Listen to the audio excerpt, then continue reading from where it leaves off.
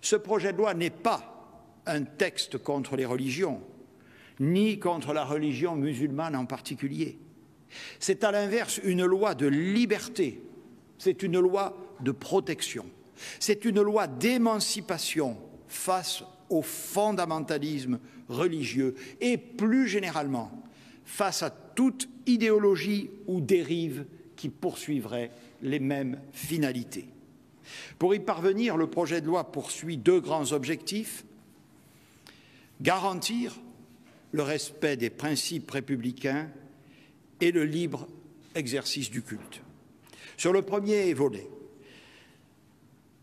la loi dote les services de l'État de nouveaux outils pour renforcer la neutralité du service public et garantir que les associations respectent les libertés fondamentales. Des mesures importantes sont prises dans le champ de l'éducation afin d'assurer que chaque enfant bénéficie d'une éducation conforme aux principes de la République. De nouvelles dispositions sont envisagées pour que l'on puisse combattre plus efficacement les discours de haine sur les réseaux sociaux.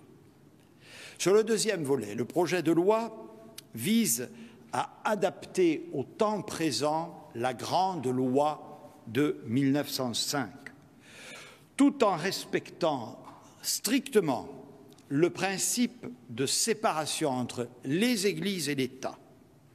Le texte procède à une modernisation et à une clarification du régime des cultes. Il assurera une plus grande transparence de leurs sources de financement afin de lutter contre les influences étrangères.